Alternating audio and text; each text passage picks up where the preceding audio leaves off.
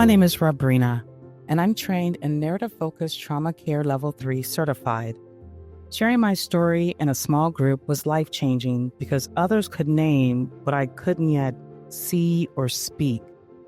In the safety of that space, parts of my story were reflected back to me, the truths that I had avoided out of fear and patterns I had normalized just to survive.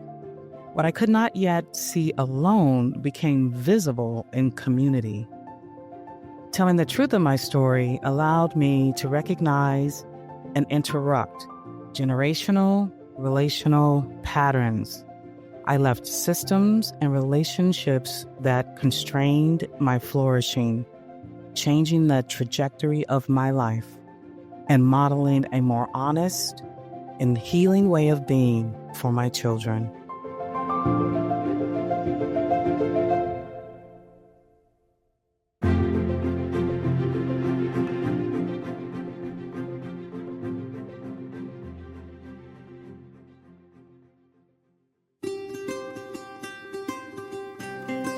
Thank you for listening to the Allender Center podcast. I'm Dr. Dan Allender. And I'm Rachael Clinton Chen. We're fiercely committed to providing hope and healing to a fragmented world. And restoration for the heart. Thank you for joining us. Let's get this conversation started.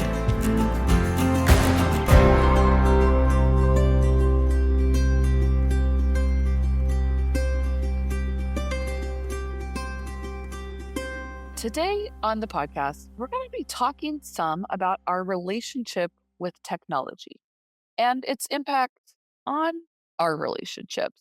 And this is something Dan and I talk about frequently, especially when we're reflecting on our own propensity to turn to our phones for some dopamine hits, but also watching the various teens in our lives' brains actually be shaped differently by their relationship with technology. So we are so honored and thrilled today to have Dawn Wible with us as our guest. So welcome, Dawn, and then I'll give some more bio info for you, but so glad to have you. Thank you so much. What an honor to be on the Allender podcast. Thank you for having me. Dawn is the founder of Talk More, Tech Less, a digital wellness and safety organization. She's an online safety advocate and certified digital wellness educator. And for over a decade, she has trained communities, organizations, schools, and families on safer tech use. Dawn, I love that you serve as the co-chair of Online Harms Prevention Group with Fair Play, a global work group of child online safety practitioners, as well as survivor parents who have lost their kids to online harms. I know you've been involved with legislation that's been signed into law at the White House, and you've been present at some of the trial against Meta and Google. And I think for so many of our listeners who are wrestling with how do we navigate this world we live in where it doesn't feel possible to be without technology, but we also know it's shaping us, it's shaping our kids, it's shaping our communities in ways that don't always feel good, honoring, or healthy. So welcome and thank you. And I will be taking copious notes today for my own personal life, as well as hoping this is beneficial to everyone. Thank you, Rachael. Dawn, it's again, you are an amazing human being. And what you have chosen as part of your calling and engagement just feels like the point of the spear. Truly, you are a digital warrior. But in that, there are costs and demands. Today on the walk that Becca and I took, she didn't know about this particular podcast. And she started talking about a couple decades ago, a moment in which she was entering into a sphere where there was a person basically taking tickets who didn't look up at her, literally took the ticket, but kept focused on the phone. And she was saying it was so disturbing that it still resonates for her, the absence of a face. So as we're talking, at one point, I'm like, I've never heard that story. I mean, like, what, what was the impact? We talked a bit, and then I said, like, why is that story coming up now? Right. And she looked at me and she said, I feel like I'm losing your eyes. Oh. I'm like, Like this morning, you mean? Or like the last week? And she was like, I don't know. Since your surgery, it feels like more and more when you're particularly tired, you no longer have the same gaze. I love for you to respond to that, Dawn. Yes. Well, eye contact reduction is actually connected to screen time use. And over time, society, has reduced our eye contact by 30%. I know the statistics higher now. That was the last time I looked, since smartphones were introduced. And Mhm. so we even know that even with our pets, engaging with our pets, our other humans, just that eye contact, how important that is for attunement, for connection, and it is being lost. So Becky was spot on with that Yeah, moment. Wow, what an important thing to say to your partner. In some of our trainings, we talk about how we have the permission to ask our loved ones to set the phones down when we have an important thing to say. There's lots of times we're connecting over funny videos or pictures we took at an event. We like to do a slideshow with my family after we get back from a vacation. We'll screen share on the TV and, show each other, kind of have that time with each other. But being able to ask your partners, being able to ask your important in those important moments of connection, can you put your phone down for a minute? I want to talk with you. And being able to make that eye contact and pass the empathy actually reduces our loneliness. So it's an important aspect of connection and community. I love that. I know there's no way to talk about a singular cause, but as we look at what we know to be a much more cruelly polarized, hate-filled, judgment-based, other focused contempt toward different people and different groups, when we lack the capacity truly to look in one another's eyes, when we don't have face-to-face communion, it's, as you have put it so well, it will create not only division, but even more absorption in the material that provides us with this dopamine rush, as you said, Rachel. We do know without question that people are looking at their phones somewhere up to over 100 times a day, and that each particular look at, every time your phone dings and you look at it, you are getting a dopamine rush. Again, maybe not so close to the word rush, but it may not be noticeable, but you are in an arousal process. So I'm just curious, as we begin this conversation with you, how are you helping people address the issue of addiction, the loss of face, the loss of relationship? And yet, there are companies and there are individuals who are collectively making massive amounts of money by this addictive process. So we're Right. up against systems and Absolutely. particular powers. I would even go closer to the word principalities that are working to keep us focused away from the face and onto the screen. Mhm. That's exactly right. And I think originally Johann Hari, I heard it from Brene Brown, quoted that the opposite of addiction is connection. And we just got back from the social media trials where the verdict was that these companies, the business design was to addict minors, was to have addictive practices, which we know, but to be able to see the internal documents from Meta, from YouTube and Google, Snapchat and TikTok ended up settling because my opinion is they didn't want to have to be proven that they are very, very, very addictive. But these are all platforms we use. They're platforms we interface with.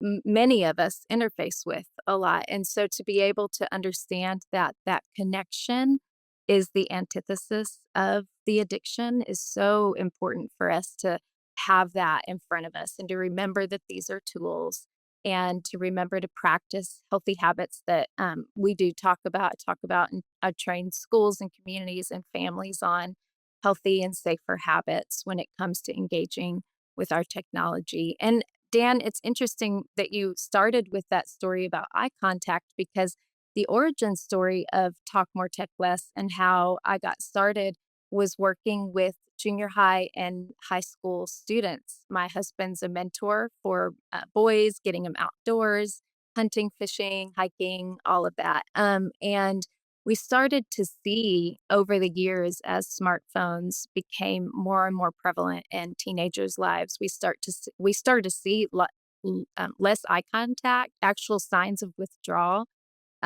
with the students when they were at summer camps. And so um, that was where we got started. And some of them said we're on our phones late at night. And we built this Uh-huh. detox box that we put our phones in, that they put phones in. We still have it today where you can use it in your home, having a home for your phone. Because another of the latest statistics that we know is that our phones are nearby us 22 hours a day.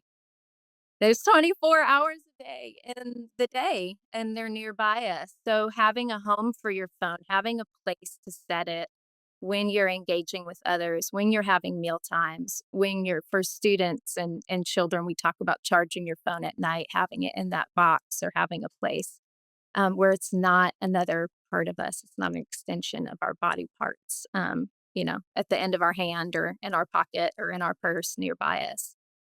So that's an important step. But I do trainings in schools, I do trainings in communities, speaking. And then what has really evolved more recently is the advocacy that I've been a part of with survivor parents that have encountered and doing online harm prevention work. So that's been kind of the evolution of Talk More, Tech Less over the years. Like I'm listening to you. Like so many stories are coming to mind in my own life, in the life of my kids. And I feel like this is a place I actually feel a lot of powerlessness and helplessness. And I'm sure I'm not the only parent that feels that. I feel that, like, here's an example. I got off social media for Lent because I felt like I was, especially in our current culture of just a lot of violence and chaos and despair, really, of just a lot of our systems feeling close to collapse, and just the polarization, and just looking back on the past, I would say even 5 years, and how the landscape of social media has shifted, and how you're kind of like meant to utilize, like, went from like, here's this sunset I saw to like, here's my advocacy, right? In these stories, in these little blips. Um, and so I got off, and ultimately I did find I was on my phone so much less. And a big reason why I did is because my 3.5-year-old was saying too often, "Mom, put your phone down. Mom, put your phone down." And I knew I was reaching for it, like almost an anxiety. Like, if I don't know what's going on 24/7, I'm gonna miss something and I can't keep us safe. But I also knew there was like some very, felt like, yeah, addictive, like almost like some part of me is missing and I need to be attached to it. So I did find that I was on my phone so much less, until I started, like, all of a sudden now I'm just playing all the New York Times games. Like, I wasn't doing them at all. And now I'm like, oh, but these are good for my brain, and I need to do these daily, keep my brain smart. So I just am aware. And then I will just share this. Like, we just got back from a spring break trip, and we took all the teens fishing, and I want to be really honoring to them because they did an amazing job. But watching them negotiate something as meditative and patient and watchful and present as fishing with their phones in their pockets was like, it could have been like a sitcom, because it was like they were missing, the bobbers were going under because they're like looking at their phone, and then they're getting frustrated because they're so dedicated. They spent hours out there wanting to catch a fish, but watching them in that almost subconscious way negotiate, how do I be in this moment and be aware of the world around me when there's such a pull? So those were just some of the stories that came to mind. And those aren't even, like, I also hold stories of walking with families who have like had kids, yeah, get exploited online, or face bullying. So I guess part of me is like, what do you say to the parents who are coming to you saying, I I feel my own powerlessness about this thing, and I absolutely feel the powerlessness that my kids know how to navigate their phones and this tech world better than I do. And so all the parental parameters we put up, they almost in my body feel like they're meaningless because there's ways they get around this that I don't even know. So that feeling of like, how do I keep my kids safe? So I love your idea, and I've heard it before of like a home for the phone where it's like they go, you're not on it late at night, staying up till 1 in the morning, brain rotting. But yeah, I'm sure you encounter this sense of powerlessness and despair a lot. Absolutely. So Yes, yeah, where do absolutely. we start? Where do we start when it just feels like this is so overwhelming? Right. Well, the first thing I always say is you're not alone.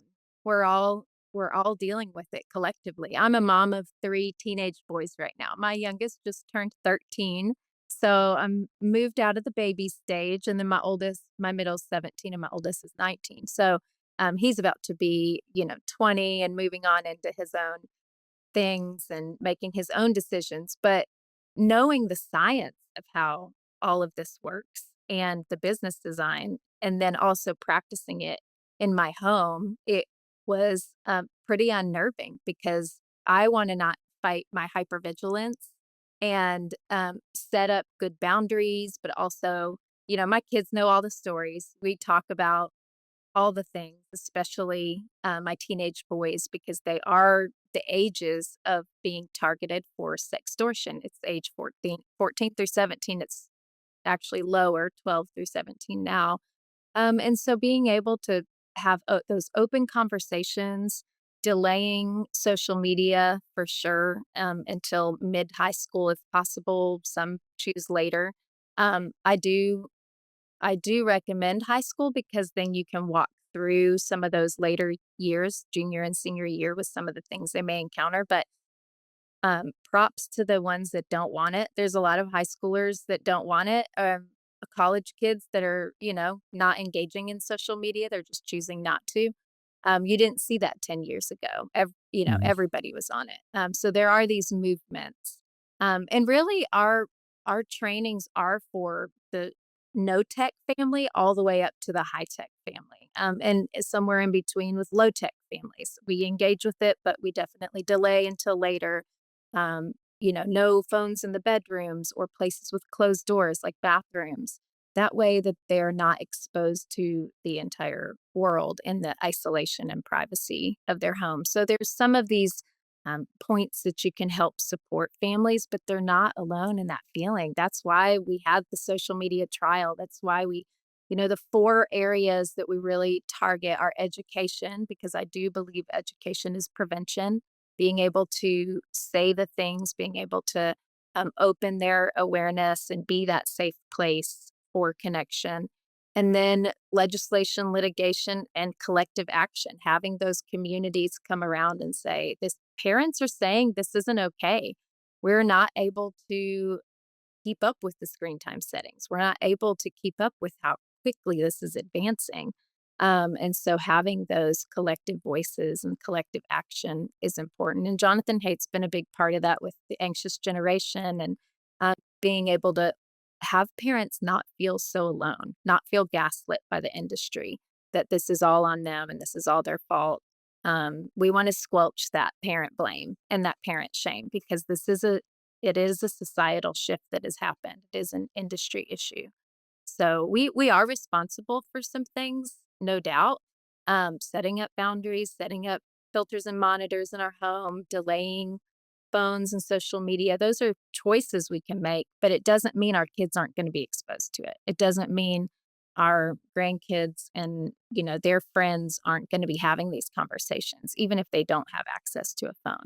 So it is a society issue, and it does take all of us coming together with that collective action. Well, and the sense of rage that I've encountered, with my grandsons, 17, 15, uh, Easter, uh, when they came in, for a whole family celebration, I said to both of them, "Hand me your phones." And they are what I would call mm, respectful. But notice how I said that. Respectful of their grandfather. They know their grandfather's a little odd. So there's a playfulness, and at times it can be a little uncomfortable for the parents to see grandson and grandfather interact. But when I asked for the phones, it was like disrespectful, adamant, like, no. And I'm like, well, you're coming into my home, you're coming into my domain, you're covering into my, and I said the phrase, my sovereign realm, and you're going to give me your phones or you're not coming in. And both of them had the look like, fine, I'll stay in the car. And now the parents, my daughter, who at one level deeply appreciates that I'm going to take the phones away, also doesn't want to create calamitous interaction. So, as you're helping parents, grandparents engage this, there really is rage. There really is a sense not just of, oh, come on, let me keep my phone. It's more like, you are asking me to give up my drugs, Mhm. and I cannot make it, without at least having in my pocket the presence of the opiates I need. So when we really talk about this as an addictive process, I have feared that many people hear this as metaphor. And maybe there is a metaphorical element, but I think we are talking significant potential conflict the moment we begin to alter the structure of how we engage the phone, let alone media. Right. And isn't there so much grief on your end, Dan, attached to that? I mean, just it's heartbreaking to have Mhm. that moment where it almost brings up rage in me to hear that because in your defense, as a grandparent, you want to be able to engage and connect and attune and have those moments with them where you're passing empathy between each other, and that's just been stolen. It's been robbed, um, for our young kids, and there's a lot of grief attached to that. And then I also think that we can also feel empowered knowing that this isn't about me. This isn't about my relationship with my kid in that moment. This is about the design. This is about the brain hacking that is happening with my grandkid, and I can have a little bit of detachment from that, in that moment and say, "What can we do here? What kind of methods can we put into place?" One of the first times we actually had that interaction I had that interaction was my mom at a holiday event had a big basket. This was before we ever made the detox box, and she had us all at during dinner, she asked everybody to put it in a basket, and everybody put their phones up, and we all had this interaction. That was, early 2000s. We weren't even to the place where we were now.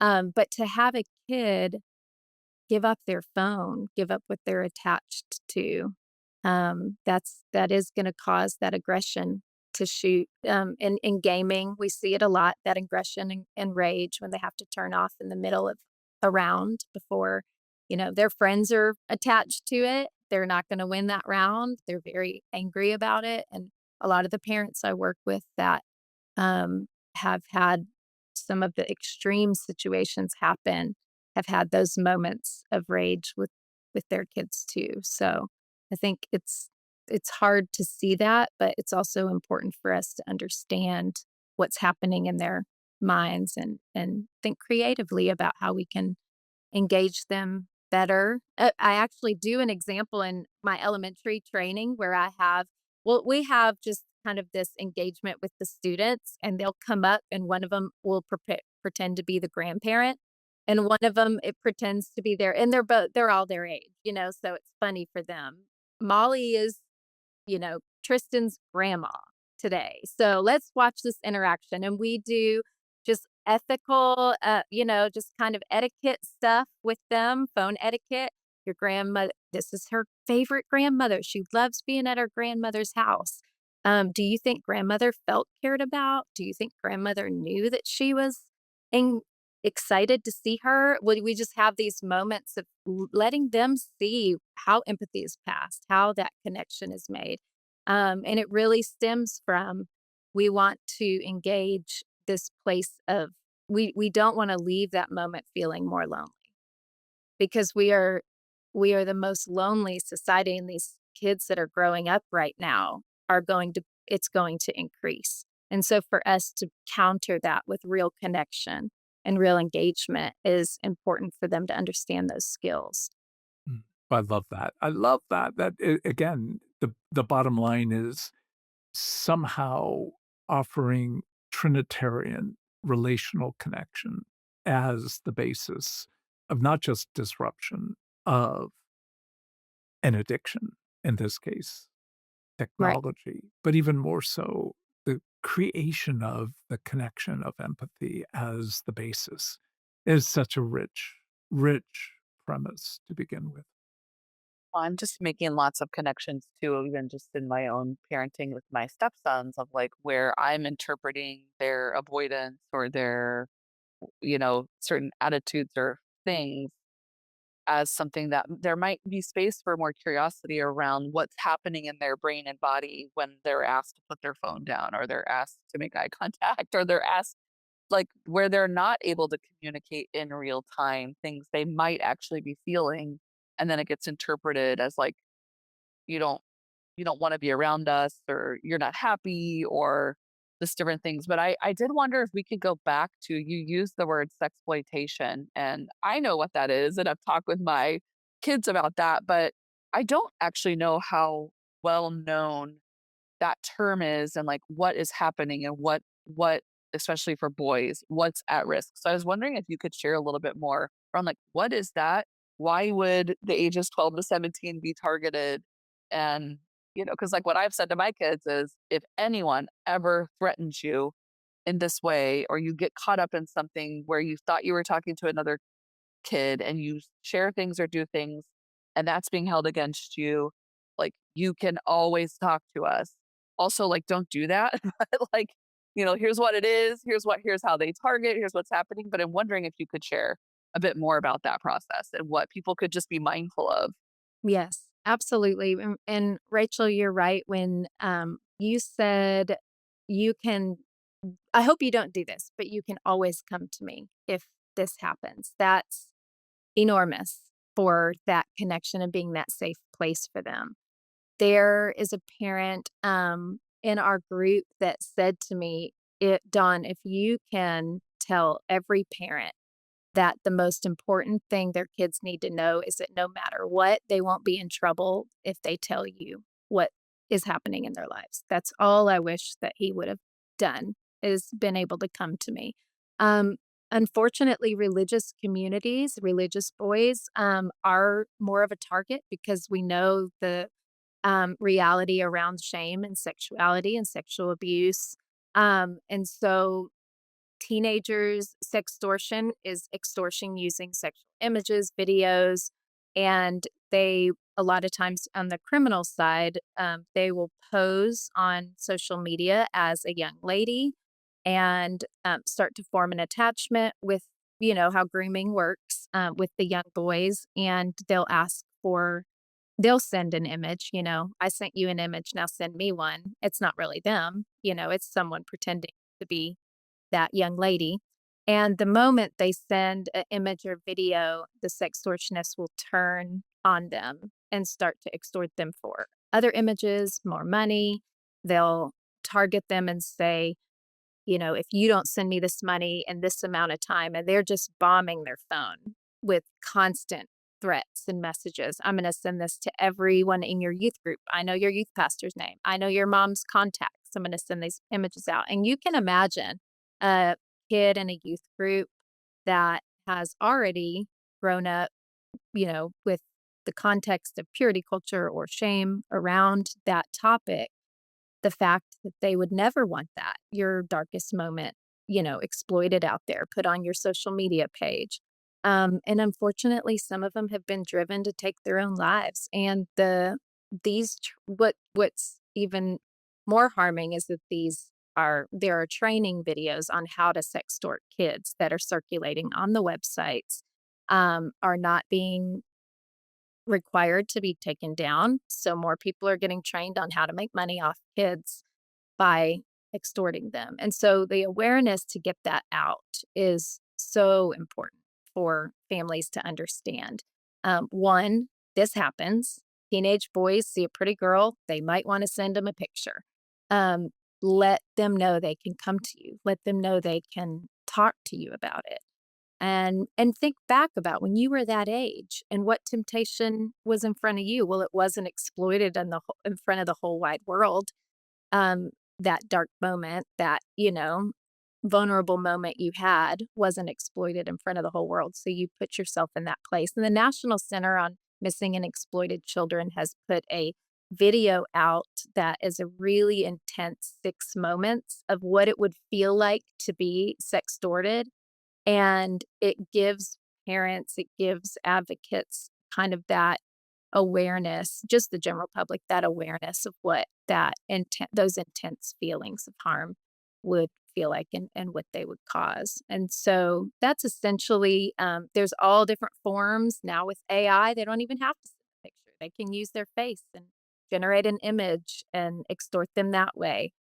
So for them to know, I can say this, I can report it on the platform, I can report it to law enforcement, they can track down who this is, and I can be supported and not alone. Some of the kids will give up their phone happily once they realize someone's gonna help me in this because they felt so alone in it. So taking away that isolation and that shame and letting the light shine into that moment is the most powerful thing we can do against this evil. Yeah, it's deeply, in one sense, I'm so grateful that you've named it as a form of sexual abuse. It really is It a is. brilliant form of grooming, and to do so without actually having to be physically present, and in a way in which our laws are not catching up to being able to address this in the same language as sexual abuse. It's again where we come back to say, I'm so grateful for you. You are in the middle of a raging storm, and the fires are literally all around you. But in that, you are bringing the goodness of God into the land of living to be able to bring these conversations. How do you keep your heart hopeful? Thank you, Dan, for asking that.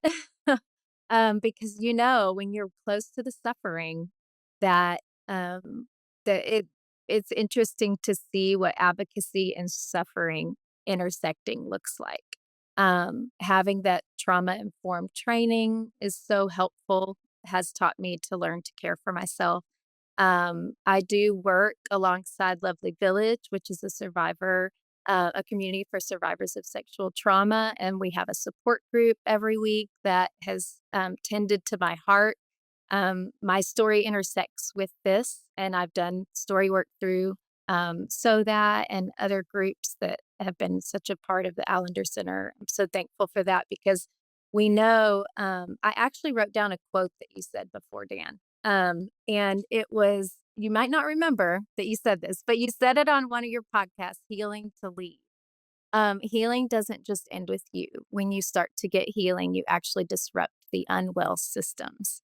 And healing and training are bound together. And the only reason that I can stay in this work, why I care so deeply about it, is because I have encountered what that looks like for myself. I knew those early signs of grooming, those early signs of attachment, that I needed and that I could see because of that intersect. And so being able to participate with the incredible groups that I'm a part of, and see that other people are doing this important work as well has been really helped me care for myself and others in this.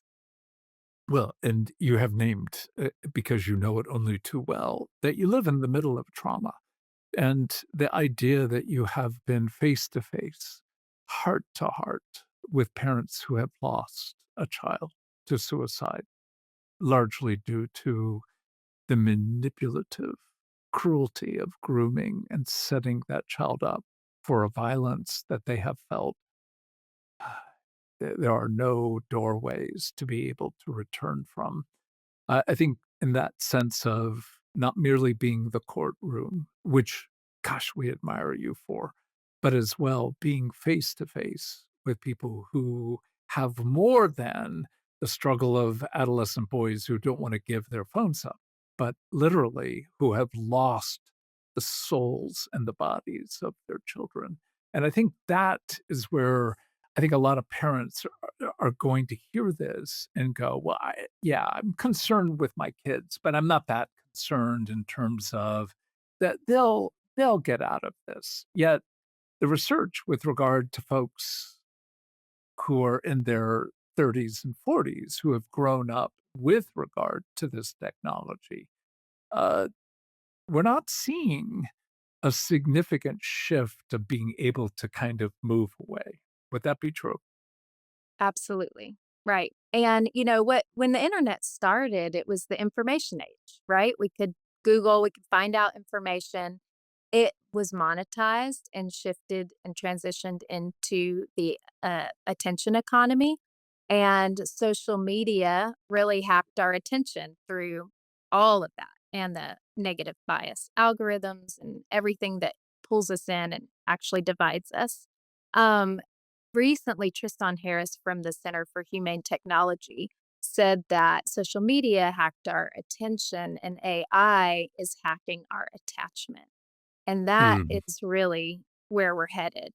So it's so true, and we see it through the chat bots. One of our survivor parents lost her child to being so attached to a chat bot that eventually called him home to her, said, "Come be with me," showed him how to end his life, and he was having that very powerfully built algorithm attached to him and say all the things he needed to hear.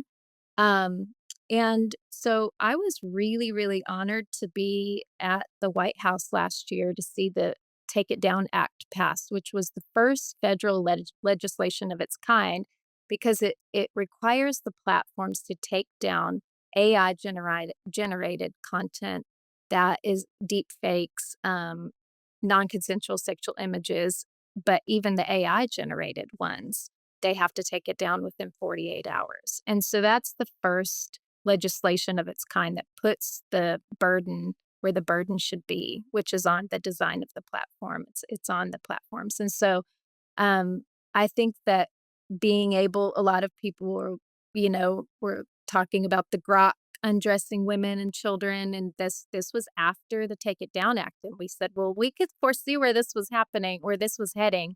And so to intersect, to be able to preemptively say, "This is what we need right now to support families. This is what we need," because you're right, Dan, it's not slowing down, it's not going anywhere, it's escalating. And so we need to have that perspective of how do we still innovate? How do we use these as tools, but we do it in a way that's going to protect the minors that are on the products that are being designed and targeted. And so that's why I say it's collective action, it's legislation, it's education, it's litigation, it's taking all of those incredible, thoughtful organizations and people that are working together to support all of us, you, your grandkids, and I'm grateful for that. I'm grateful for them. Rachel, I have a direction, but I don't want to precede you. I'm actually feeling like, all right, we've got some work to do in our home to get to a place that feels like we're detoxing and we're educating. And so I'm like, all right, Dawn, I'm gonna reaching out to you. Do you do personal consulting? Where can we sign up for classes? Um, so I'm actually feeling I wasn't even thinking about AI So bringing that into the conversation, obviously, I'm aware of AI and I think about it a lot, but it's like in my head, it's almost like, oh yeah, that's tech. Like that's actually tech. And I do know several people who like use AI as like a therapist. And I'm like, you do know it's just reiterating back to you. Like, What you want to hear. anyhow. So Dan, go your direction. In Genesis 3, toward the end, God speaking to God says, essentially, we need to have these Adam and Eve depart because if they eat of the fruit of the tree, they will become like us, and the images, they will become eternal. And that's for some people viewed as like God's afraid of losing his power, but it's mercy. These people are now internally dead. And if their bodies last forever, they're literally going to become something comparable to zombies. So the reality of we all at some level want to have the power of God. So what I have viewed technology to be is in so many ways, it's omniscience, it's omnipresence, it's omnipotence. It provides you with, I can find out in a second or two. Like when I did my doctorate, I would go into a room that was huge, that had a computer that you had to sign up for at my level at about 2 in the morning. My phone has more power than that computer at Michigan State in 1982. So, omniscience, I can find out almost anything. Omnipotence, I can control my world in certain ways. Omnipresence, I can be almost anywhere in the world in a click. So, when you're engaging these realities, I actually just want you to respond to what technology is providing us is the fantasy that we are like God. And the reminder to stay human is our place. And it is true. It's the only way that we can hold on to what we weren't created to be God. We were created to be human and to be connected to each other. And Mm. all of those all of those things that are deeply rich, I'm just going back to that moment with your grandkids, Dan. Those moments that were created to be deeply rich will neurologically sink into their minds deeper than any amazing reel they're gonna scroll by.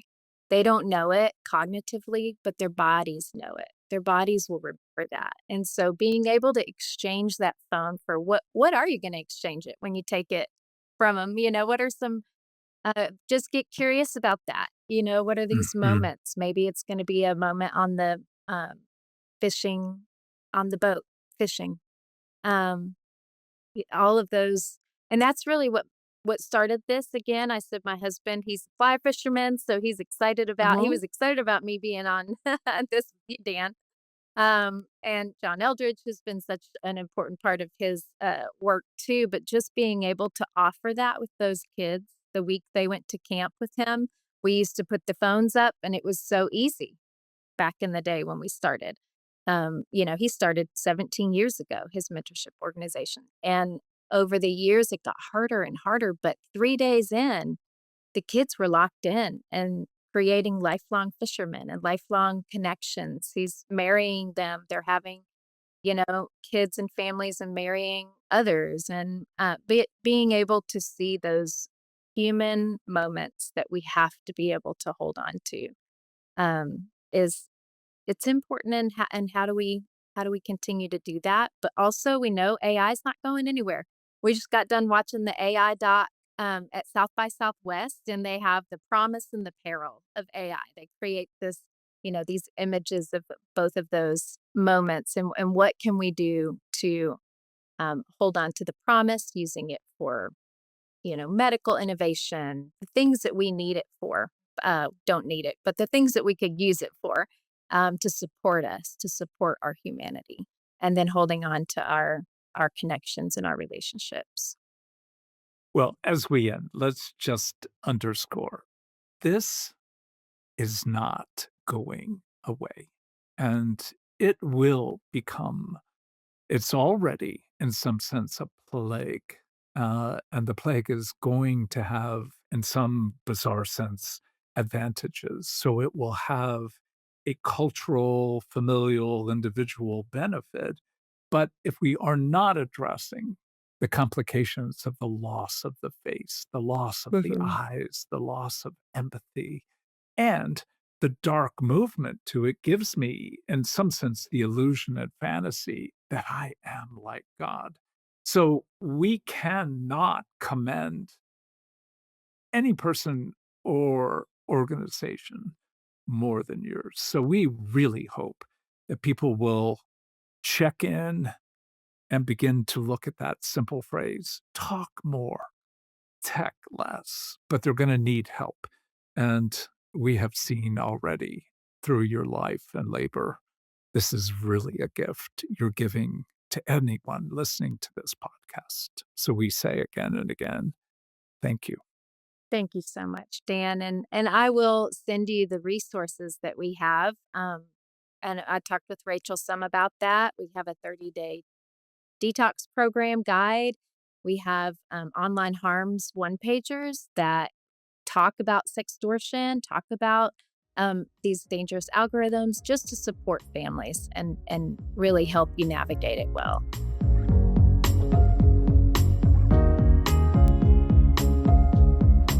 Hi, I'm Clay Clayton, and I get to do the fun job of helping people connect with the Allender Center at the Seattle School.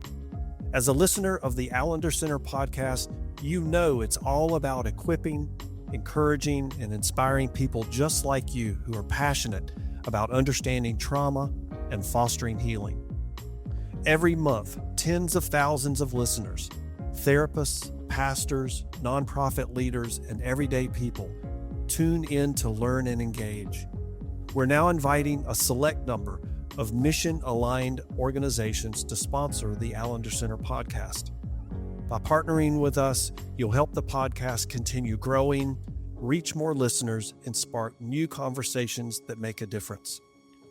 Sponsorship perks can include ad placements right on the podcast, recognition on our website and social media, and even opportunities to connect directly with our audience through special features. To learn more about how you can partner with us, you can contact me directly at cclayton@theallendercenter.org. You can also find my contact information in the show notes. Together, let's make an impact.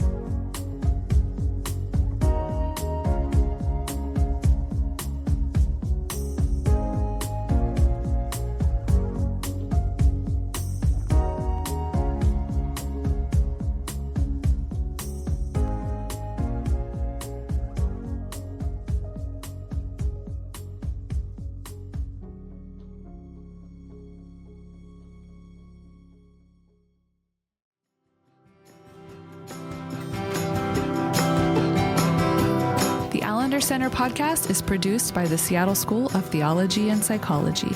If you'd like more information about the Allender Center, you can look at theallendercenter.org.